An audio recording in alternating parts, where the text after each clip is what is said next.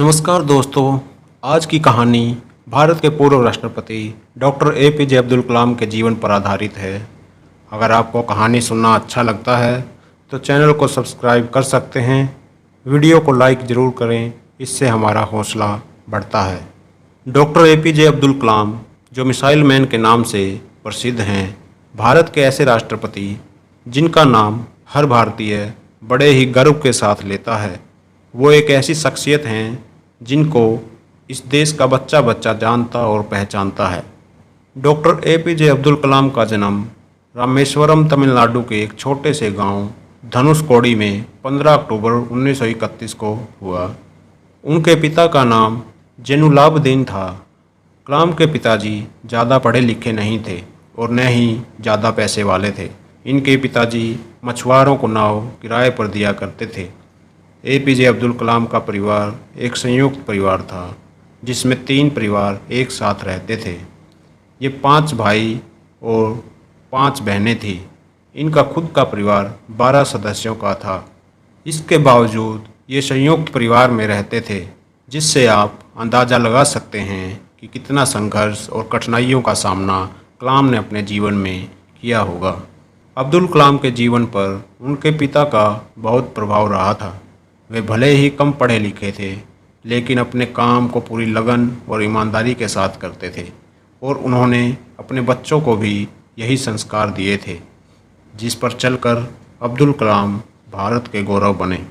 एक बार अब्दुल कलाम ने पक्षी को आसमान में उड़ते हुए देखा और वह सोचने लगे कि पक्षी आसमान में कैसे उड़ते हैं, और तभी से उनकी रुचि विमान साइंस में ज़्यादा बढ़ने लगी। उन्होंने उसी दिन ये फैसला कर लिया था कि एक दिन मैं आसमान में उड़ने वाला विमान ज़रूर बनाऊंगा, और फिर पूरी मेहनत से अपने लक्ष्य को पाने में लग जाते हैं। अब्दुल कलाम अपनी शिक्षा को जारी रखने के लिए सुबह अखबार बांटते थे और स्कूल से आकर अपने पिता के साथ काम में हाथ बटाया करते थे। अखबार बांटने से मिसाइल मैन बनने तक का सफ़र इतना आसान बिल्कुल भी नहीं था।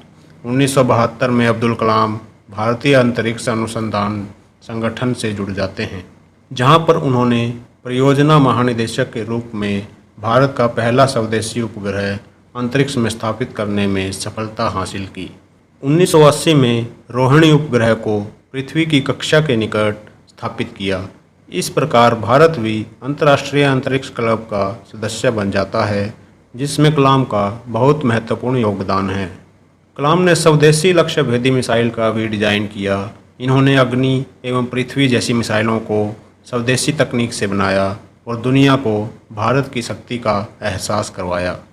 पोखरण में परमाणु परीक्षण सफलतापूर्वक करने का श्रेय भी अब्दुल कलाम को ही जाता है, जिसके बाद से भारत भी परमाणु शक्ति संपन्न राष्ट्रों की सूची में शामिल हो जाता है।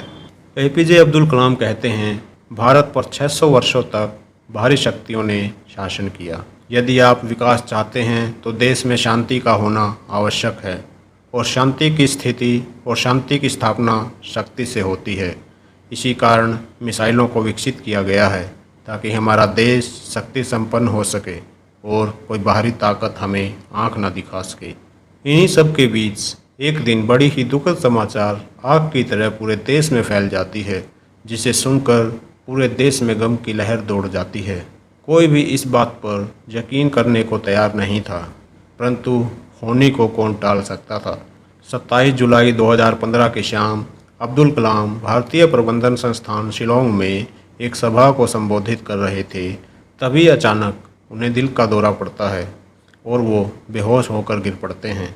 आनन फानन में उन्हें अस्पताल में भर्ती कराया जाता है, जहाँ पर डॉक्टर उन्हें मृत घोषित कर देते हैं।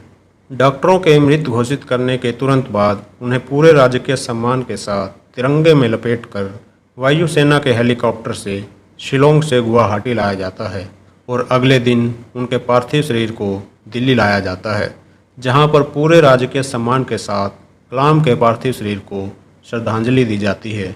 इसके बाद कलाम के पार्थिव शरीर को रामेश्वरम भेजा जाता है। रामेश्वरम के स्थानीय बस अड्डे पर उनके पार्थिव शरीर को अंतिम दर्शनों के लिए ग्राउंड में रखा जाता है, ताकि वहां की आम जनता अपने पूर्व राष्ट्रपति के अंतिम दर्शन कर सके और उन्हें श्रद्धांजलि दे सके। एपीजे अब्दुल कलाम जैसे महान पुरुष सदियों में कभी कभी ही जन्म लेते हैं। उन्होंने उम्र भर अपने लिए कुछ भी नहीं किया। वो जितना भी जिए इस देश के लिए जिए, जो भी किया इस देश के लिए किया। मैं ऐसी महान आत्मा को शत शत नमन करता हूँ। ये देश उनके योगदान को कभी नहीं भूल पाएगा। ऐसी ही कहानियाँ सुनने के लिए आप हमारे चैनल को सब्सक्राइब कर सकते हैं। वीडियो पसंद आए तो लाइक ज़रूर करें, अपने दोस्तों के साथ शेयर करें और बेल आइकन को प्रेस करना न भूलें।